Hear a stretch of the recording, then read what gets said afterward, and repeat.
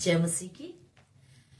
आप सभी का एक बार फिर से मैं स्पिरिचुअल फेलोशिप चैनल में स्वागत करती हूँ और परमेश्वर का धन्यवाद देना चाहती हूँ कि उसने इतना सुंदर मौका दिया है कि एक बार फिर हम आपसे मिल सकते हैं। एक बार फिर हम परमेश्वर के नाम पर उसके वचन से चर्चा कर सकते हैं। एक बार फिर हम एटलीस्ट कुछ समय उस परमेश्वर को दे सकते हैं। और आपका बहुत बहुत धन्यवाद। और मुझे आशा है कि पिछले जो मैसेजेस हैं, पिछले वीडियो से आपको बहुत सारी आशीषें मिली होंगी और आशा करती हूँ कि आगे भी परमेश्वर आपको वचन के द्वारा आशीषित करता रहेगा। आज के जो हमारा विषय है वो हम देखेंगे और वो हमारा विषय में है परमेश्वर में बने रहो। परमेश्वर कहता है मुझ में बने रहो। तो आज हम सीखेंगे कि परमेश्वर में बने रहने का मतलब क्या है, क्योंकि हम तो ऑलरेडी परमेश्वर बने हुए हैं, हम उसमें विश्वास करते हैं, वचन पढ़ते हैं। तो आखिर परमेश्वर बने रहने का मतलब क्या होता है।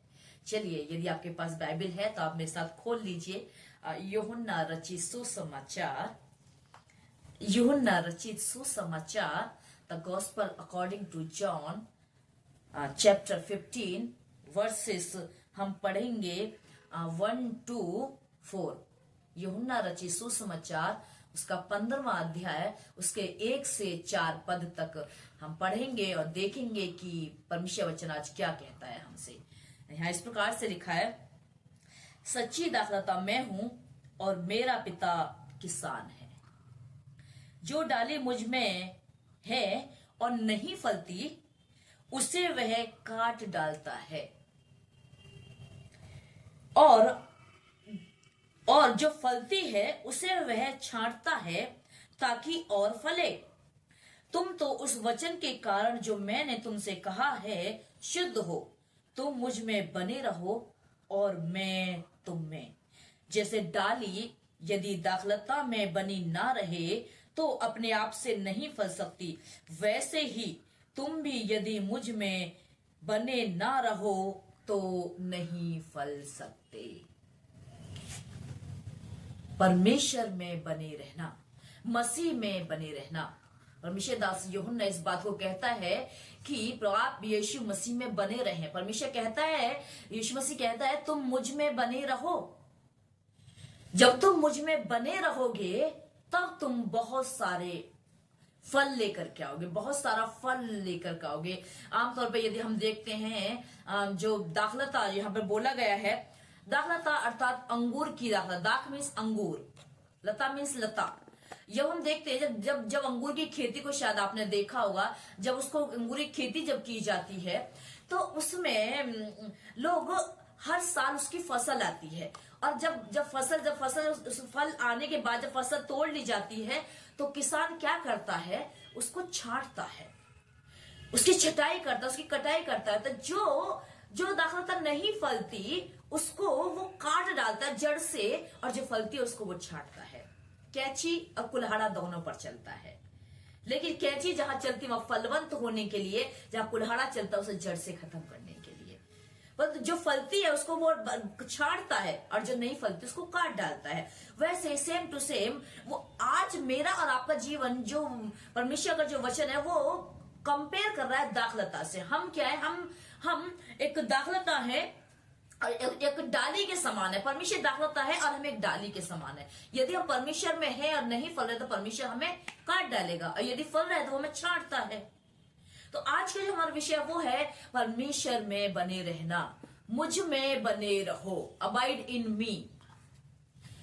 आखिर परमेश्वर में बने रहने का क्या मतलब है। आप लोग सोच रहे होंगे कि हम तो ईश्वर से विश्वास करते हैं, हम तो वचन पढ़ते हैं, हम प्रार्थना करते हैं, हम चर्च जाते हैं और हम तो सारे जो नियम से उसको सब पूरा करते हैं, फिर हम कैसे बने रह सकते हैं। आइए हम देखेंगे कुछ बातों को। तो मैं 3 बातें आपको बताना चाहती हूँ कि किस बात में यूहन्ना किस लिए कह रहा है कि मुझ में बने रहो, अर्थात मतलब परमेश्वर क्यों कह रहा है कि मुझ में बने रहो। पहली बात जो हम देखेंगे वो है मसीह में बने रहने का अर्थ है मसीह के विश्वास में बने रहना। विश्वास में बने रहना। कई दफा हम मनुष्य होने के नाते हमारे जीवनों में बहुत सारी परेशानी आती है, चिंताएं आती हैं, हम लोग बहुत दुखों को हमें झेलना पड़ता है, हमें दुखों से गुजरना पड़ता है। और केवल ऐसा भी समय आता है कि हमारा विश्वास डगमगाने लगता है। हम सोचते हैं हम तो मसीह में जाते हैं, हम चर्च जाते हैं, दुआएं करते हैं, फिर भी हमारी दुआएं नहीं सुनी जाती है। हम चंगे नहीं हो रहे हैं, हम बीमार नहीं है, हमारे घर में आशीष नहीं है, सफलताएं नहीं है, जिसमें काम में हाथ डालते हैं वो हमारा काम सफल नहीं होता है। हम विश्वास से इधर उधर डगमगाने लगते हैं, हमारा जीवन विश्वास रूपी नैया डगमगाने लगती है। लेकिन सबसे पहले मसीह में बने रहने का अर्थ है विश्वास में बने रहना। क्योंकि यदि हम देखें इब्रानियों की पत्री और उसका 11वां अध्याय, यदि आपके पास बाइबल है तो आप मेरे साथ खोल सकते हैं। इब्रानियों की पत्री उसका 11वां अध्याय और उसका 6वां पद, यहां इस प्रकार से लिखा है, और विश्वास बिना उसे प्रसन्न करना अनहोना है, क्योंकि परमेश्वर के पास आने वाले को यह विश्वास करना चाहिए कि वो है और अपने खोजने वाले को प्रतिफल देता है। अर्थात जब हम मसीह के पास हैं, उसके पास आए हैं, तो हमें ये विश्वास होना चाहिए कि वो है। क्योंकि यह परमेश्वर का दास कह रहा है कि विश्वास के बिना परमेश्वर को प्रसन्न करना अनहोना है। हम कितनी भी दुआ प्रार्थना बंदगी करें, कितनी भी अच्छी वर्शिप करते हो, कितना भी हम पूरा समय प्रार्थना उपवास में लगाते हो, यदि हम विश्वास में कमजोर हैं और हमें यही विश्वास नहीं है कि वो परमेश्वर है, वो हमारी सुनता है, तो हमारा सब कुछ करना व्यर्थ है। हम मसीह में नहीं है, इसका मतलब हमारा जीवन मसीह में नहीं है, हम उससे कहीं और ही जा रहे हैं, शायद हम गलत शिक्षा की ओर बढ़ रहे हैं। मसीह में होने का मतलब है कि हमें उसके पास आने वाले को सबसे पहले ये मजबूत विश्वास होना चाहिए, हमें विश्वास करना है, विश्वास में बने रहना है। आंधी तूफान आ जाए, कितनी भी मुसीबत क्यों ना आ जाए हैं, हर मुसीबत में हम परमेश्वर के साथ बने रहेंगे। हमारा विश्वास पर है, वो हमारे साथ है, हर मुसीबत वो हमारे साथ है, वो हमारे साथ रहेगा। और क्योंकि यदि हम देखें रोमियो 10:17 में लिखा है, अतः विश्वास सुनने से और सुनना मसीह के वचन से होता है। जब वचन को हम सुनते हैं, परमेश्वर वचन से हम सुनते हैं और क्या करते हैं, यदि देखें हम याकूब और 2:26 में लिखा हुआ है वहां पर कि कर्म बिना विश्वास मरा हुआ है। यदि हम कर्म कर रहे हैं और विश्वास नहीं है तो वो अधूरा है, और यदि हम विश्वास और कर्म नहीं करें तो वो मरा हुआ है। इसलिए प्रार्थना भी करिए, वचन भी पढ़िए, उपवास भी करिए, वर्शिप भी करिए, चर्च भी जाइए, सब कुछ कीजिए, लेकिन अपने विश्वास को किसी भी कारण से कमजोर मत होने दीजिए, चाहे कितनी भी मुसीबतें क्यों ना आ जाए, तभी हम मसीह में बने रहेंगे। और यदि ऐसा हम कर रहे हैं, हमारा विश्वास मजबूत है, इसका मतलब हम मसीह में बने हुए हैं।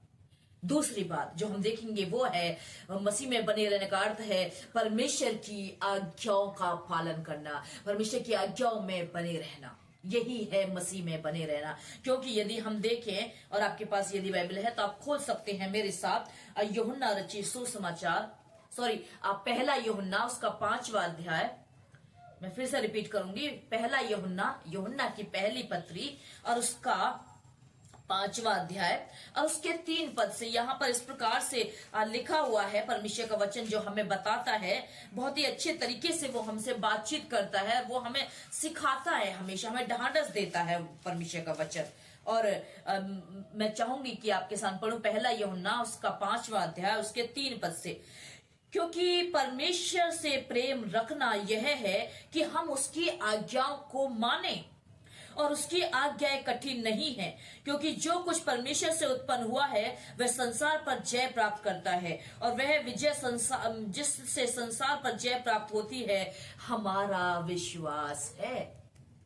हम संसार की बातों पर, हम संसार की चीजों पर, कठिनाइयों पर, चिंताओं पर, फिक्रों पर, बीमारियों पर हम जय प्राप्त कर सकते हैं, और ये जो जय है वो हमारा विश्वास है जो हमें संसार पर जय प्राप्त कराता है।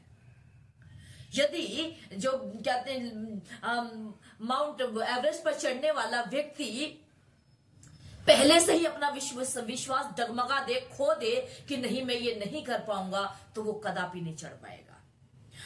जिस प्रकार से क्या करते हैं, यदि हम सोचें कि अरे नहीं, जीवन में आगे बढ़ना, एक बड़े ऊंची पोस्ट पे पढ़ना मेरे लिए बहुत ही ज्यादा कठिन है, मैं नहीं कर पाऊंगा। हमने विश्वास खो दिया तो हम कभी नहीं कर पाएंगे।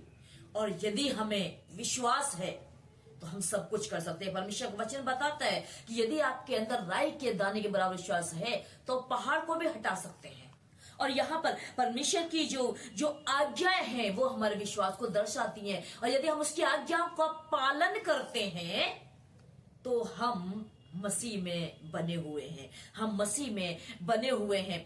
क्योंकि यदि हम देखें सवोपदेशक की पुस्तक और उसके 12वें अध्याय में, वहां पर राजा सुलेमान बहुत ही अच्छे तरीके से लिखता है, क्योंकि राजा सुलेमान के बराबर ना तो कोई बुद्धिमान कभी था और ना ही शायद कभी होगा। कि राजा सुलेमान इतना बुद्धिमान था कि उसने पूरे यरूशलेम पर राज किया, उसने इजराइलियों पर राज किया। और उसके बराबर कोई बुद्धिमान, उसकी बुद्धिमानी की जो चर्चा है वो जगह जगह फैली हुई थी। और वो उसने सब कुछ जानते हुए अंत में वो यही कहता है, सवोपदेशक उसका 12वां अध्याय उसका 13वें पद में ये लिखा है, वो कहता है कि सब कुछ सुना गया, अंत की बात यह है कि परमेश्वर का भय मान, उसकी आज्ञाओं का पालन कर, क्योंकि मनुष्य का संपूर्ण कर्तव्य यही है।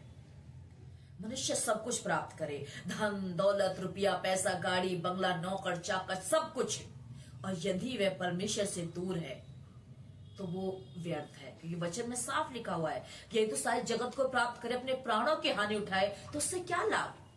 यदि हम मसीह में बने हुए हैं तो हमें परमेश्वर के आज्ञाओं का पालन करना आवश्यक है। और परमेश्वर की आज्ञा कठिन नहीं है। अभी अभी हमने पढ़ा है परमेश्वर के वचन से पहले यूहन्ना में, उसकी आज्ञा कठिन नहीं है। तो चोरी मत करना बहुत कठिन नहीं है, तो पाप मत करना, व्यभिचार मत करना बहुत कठिन नहीं है, तो हत्या मत करना बहुत ज्यादा कठिन नहीं है। और भी बहुत सारी उसकी आज्ञा है। अपने पड़ोसी से अपने साथ प्रेम रखना बहुत कठिन नहीं है। ये मनुष्य के वश में है, वो चाहे तो अपने वश में और वो कर सकता है। हमें परमेश्वर की आज्ञाओं का पालन करना है। और यदि हम परमेश्वर की आज्ञाओं का पालन कर रहे हैं इसका मतलब आप मसीह में बने हैं। और यदि नहीं कर रहे हैं तो हम मसीह में नहीं हैं। मसीह में बने रहने का अर्थ है परमेश्वर की आज्ञाओं का पालन करना। और तीसरी बात जो है वो है परमेश्वर के वचन के अनुसार चलना, परमेश्वर के वचन के अनुसार चलना। क्योंकि यदि हम देखें याकूब की पत्री और उसका 1 अध्याय, याकूब की पत्री और उसका 1 अध्याय और उसके 21 पद से हम लोग देखेंगे। यहाँ पर परमेश्वर का वचन बहुत ही अच्छे तरीके से हमको कुछ बताता है। और वो हमसे क्या कहता है मैं आपके सामने पढ़ना चाहूंगी। याकूब 1 अध्याय उसके 21 पद से यह इस प्रकार से लिखा हुआ है,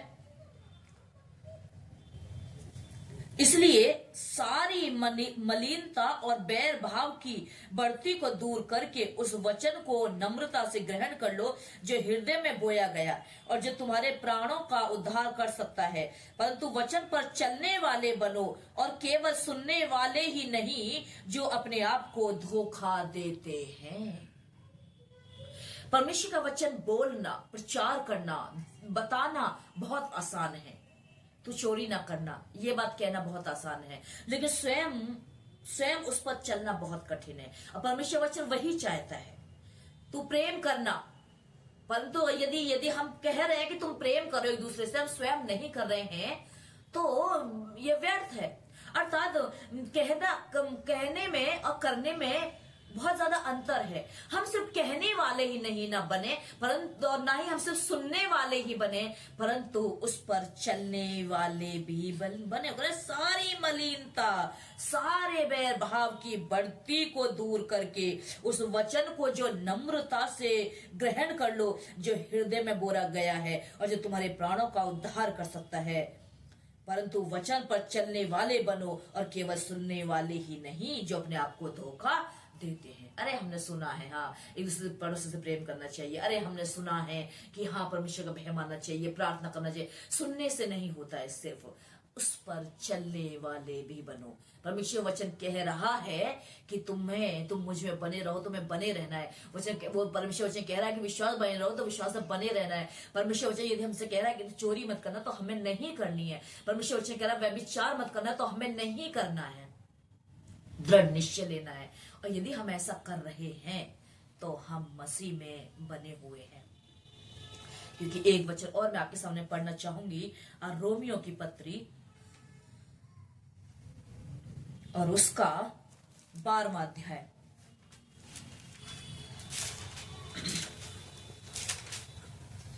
रोमियो की पत्री उसका 12वां अध्याय और उसका 11वां पद। प्रयत्न करने में आलसी ना हो, आत्मिक उन्माद में भरे रहो और प्रभु की सेवा करते रहो। यदि हम उसके वचन में बने हुए हैं तो हम उसकी सेवा कर रहे हैं। और यदि उसके वचन में नहीं बने हुए, उसके वचन पे नहीं चल रहे हैं, उसकी नहीं सुन रहे हैं, इसका मतलब हम उसकी सेवा नहीं कर रहे हैं। परमेश्वर के वचन में बने रहने के लिए हमें उसकी सेवा करने की आवश्यकता है। और उसकी सेवा मतलब वचन की सेवा जो हमें दिया गया है। यही है कि हम उसके वचन के अनुसार चले, जो वो हमसे अपेक्षा करता है, जो वो हमसे कहता है।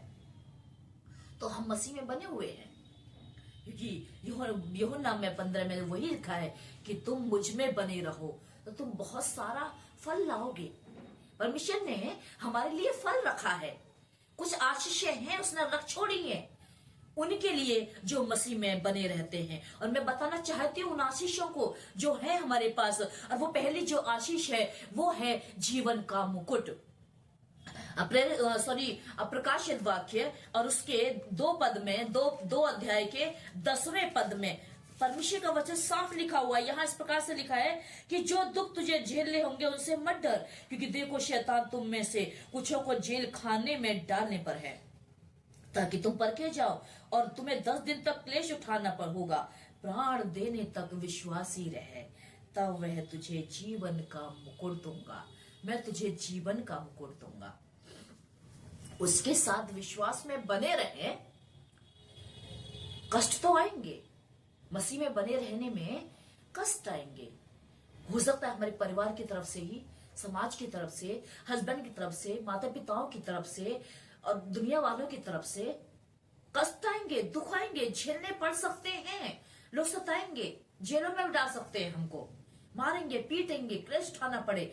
लेकिन बच्चे कहता प्राण देने तक विश्वास योग्य रहे, विश्वास योग्य, तब मैं तुझे जीवन का मुकुट दूंगा। ये आशीष है, ये फल है जो परमेश्वर हमको देना चाहता है। और दूसरी बात है, जो मसीह में है उन पर दंड की आज्ञा नहीं है।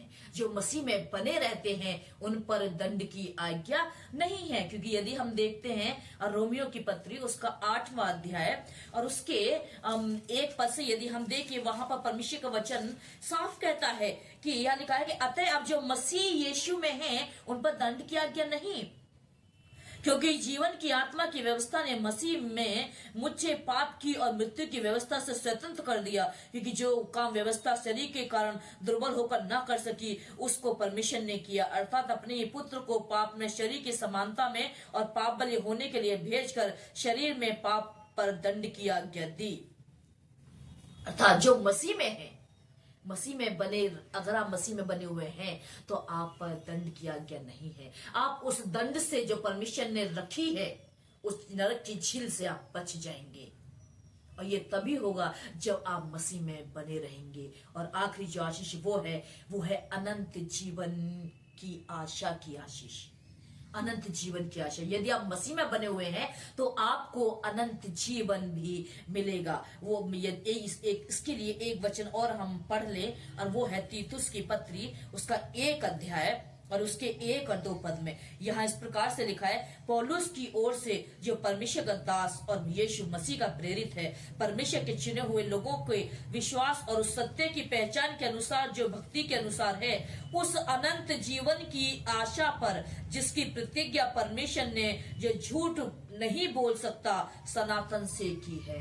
परमेश्वर सच्चा है, वो झूठ नहीं बोलता है। उसने क्या की है, उस अनंत जीवन की आशा की प्रतिज्ञा की है। जो मसीह में बने हुए हैं उनको अनंत जीवन की आशा है, उनको अनंत जीवन मिलेगा। मसीह में बने रहना। यदि आप मसीह में बने हुए हैं तो आपको ये फल मिलेंगे, ये आशीषें मिलेंगी, और इसमें कोई संदेह नहीं है, क्योंकि हमारा परमेश्वर झूठ नहीं बोलता, वो सत्य है, वो सच्चा परमेश्वर है। और उसने कहा है कि मार्ग, सत्य और जीवन मैं ही हूं, मैं ही हूं, तो वो सत्य है और उस वो वादे को झूठा नहीं ठहरा था। ये सब हमारे हाथ में है। उन फलों को पाना और ना पाना निर्णय हमारा है। यदि हम चाहते हैं कि उन फलों को हम पाएं, यदि हम चाहते हैं कि हम उन आशीषों को पाएं, तो मसीह में बने रहें। और जो मसीह में बने रहने का अर्थ जो है वो यही है कि उसके मसीह के विश्वास में बने रहें, परमेश्वर की आज्ञाओं को माने और परमेश्वर के वचन के अनुसार चलें। और जब हम इन सब बातों को करेंगे तो हमें फल मिलेंगे, वो आशीषें मिलेंगी, और वो आशीषें हैं हमारे लिए जीवन का मुकुट। हम मसीह में हैं और हम पर पाप के उस दंड की आज्ञा नहीं होगी और हम अनंत जीवन के भागी होंगे। क्या आप चाहते हैं कि आपको ये फल मिले? क्या आप चाहते हैं ये आशीष आपके लिए मिले? यदि आप चाहते हैं तो आप मसीह में बने रहिए, आप उसकी आज्ञाओं में बने रहिए, उसके विश्वास में बने रहिए, और परमेश्वर बहुत सारी आशीषें आपको देगा। परमेश्वर इस वचन के द्वारा आपको आशीष दे।